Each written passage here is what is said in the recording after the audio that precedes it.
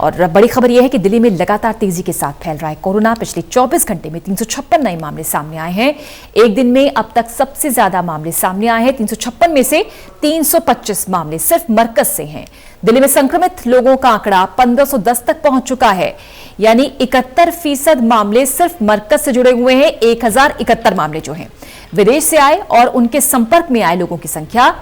377 हो गई है, यानी जो 25% है। सिर्फ 62 लोग यानी 4% दिल्ली के लोग संक्रमित हैं। दिल्ली सरकार जांच कर रही है कि इतना संक्रमण कैसे हुआ। कुलदीप शर्मा हमारे सहयोगी हमारे साथ जुड़ गए हैं। कुलदीप, ये वास्तव में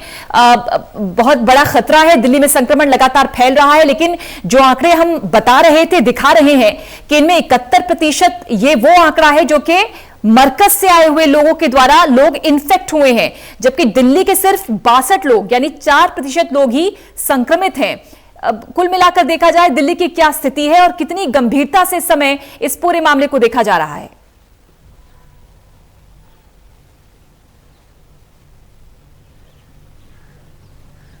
बिल्कुल आपने सही कहा। देखिए, अगर दिल्ली में इस वक्त जो कोरोना के मरीज है उनकी संख्या 1510 पहुंच चुकी है और इस 1510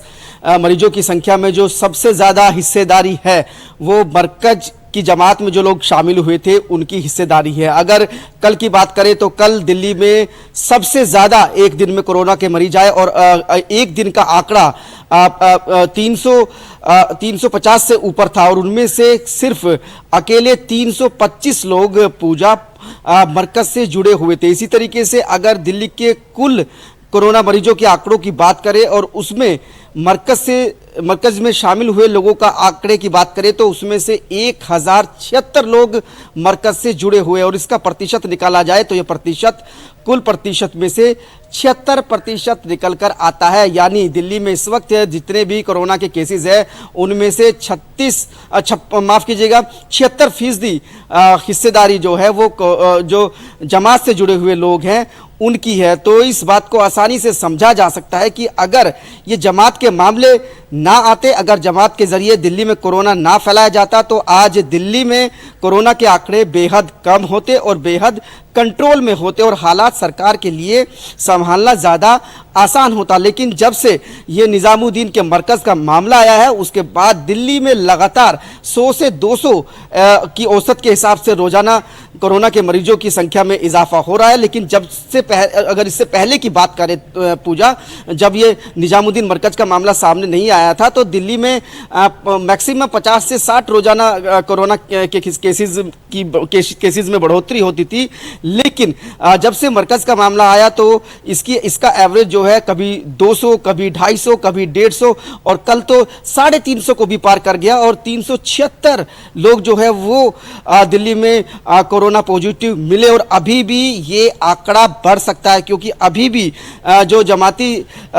जो है जो क्वारंटाइन में रखे गए हैं उनकी बहुत सारे जमातियों की रिपोर्ट अभी आना बाकी है। कल जिस तरीके से हमने देखा कि 356 लोगों में से 325 लोग जमात से जुड़े हुए थे तो एक तरीके से कह सकते हैं कि कल की जो बढ़ोतरी थी इसमें एक अहम बिंदु यह है क्योंकि क्राइम ब्रांच तो यह कह रही है कि मरकज में तकरीबन 9000 लोग शामिल हुए थे। इनमें 3000 लोग तो चिन्हित हो गए, लेकिन 6000 लोग कौन हैं, कहां हैं, देश के किन किन इलाकों में है, कितने लोगों के संपर्क में आ चुके हैं, यह अब तक पता ही नहीं चल पाया है।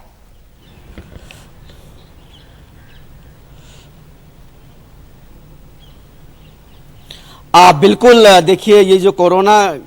जो जमात के जो लोग थे वो देश के अलग अलग हिस्सों में निजामुद्दीन से गए थे। ना सिर्फ वो दिल्ली के अलग अलग इलाकों में गए बल्कि जो देश के दूसरे राज्य है वहाँ भी वो लोग पहुँच चुके थे और उसी वजह से कई ऐसे राज्य है जहां पर जमातियों की वजह से कोरोना के जो आंकड़े हैं वो इस वक्त काफ़ी ऊपर पहुंच चुके हैं। आप उत्तर प्रदेश की बात करें तो उत्तर प्रदेश में भी बहुत बड़ा आंकड़ा है जमात से जुड़े हुए लोगों का जो कोरोना पॉजिटिव हो चुके हैं। इसके अलावा अगर देश के दूर दराज के इलाकों की बात करें, अंडमान निकोबार, तमिलनाडु, केरल, तो वहाँ भी जमात से जुड़े हुए लोग जो है वो कोरोना पॉजिटिव हो चुके हैं। तो जाहिर सी बात है कि सरकार ने दिल्ली में तो सिर्फ 2300 के करीब लोगों को यहाँ से बाहर निकाला था दिल्ली की इस मरकज से, लेकिन उससे पहले बहुत सारे लोग दिल्ली की इस मरकज से निकलकर देश के अलग अलग हिस्सों में पहुंच चुके थे और उन्होंने न सिर्फ दिल्ली के अलग अलग हिस्सों में यात्राएं की, वहां पर वो रुके, वहां की मस्जिदों में गए, वहां लोगों के संपर्क में आए। तो उसके बाद सरकार के लिए तभी से ये पूरा का पूरा मामला बेहद चुनौतीपूर्ण बना हुआ है और शुरू से ही ये कहा जा रहा था कि सरकार के लिए मरकज के इस मामले को संभालना मुश्किल होगा, सरकार के लिए ये बेहद पेचीदा होगा कि सरकार कैसे इस चीज़ को ट्रैक कर पाएगी कि ये लोग कितने लोगों के संपर्क में आए, कहाँ कहाँ ये लोग गए। तो सरकार ने इसमें काफ़ी हद तक जिन लोगों के कांटेक्ट में आए थे, जो लोग इनके संपर्क में आए थे, उनमें से काफ़ी लोगों की पहचान तो सरकार ने की है, लेकिन उसके लिए सरकार को अभी भी काफ़ी वक्त लगा है और अभी भी बहुत सारे ऐसे लोग बाकी है जिनकी पहचान होना बाकी है। और ये तक कि कहा जा रहा है कि इन जमातियों में से बहुत सारे जमाती ऐसे हैं जो अभी भी कहीं छुपे बैठे हैं अनजान जगह पर और सरकार उनसे लगातार ये अपील कर रही है कि वो जो है बाहर आए, सरकार को अपना सहयोग करे, अपना टेस्ट कराए। लेकिन सरकारों की अपील के बावजूद वो लोग अभी भी अपने ठिकानों से बाहर नहीं निकले हैं। हालांकि राज्य सरकारों ने जमातियों को ढूंढने के लिए पुलिस की भी मदद ली, दिल्ली सरकार भी जो है दिल्ली पुलिस की मदद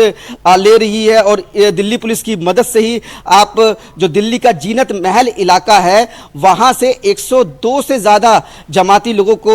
सरकार ने ढूंढा था और उनमें जो रिपोर्ट आई थी 2 दिन पहले तक पूजा, उसमें से 52 लोग जो है वो कोरोना पॉजिटिव थे और उनमें से माना यह जा रहा है कि ज्यादातर लोगों में कोरोना के सिम्टम्स थे और उनमें से ज्यादातर लोगों को कोरोना हो सकता है। लेकिन 102 लोगों में से कितने लोगों को अभी तक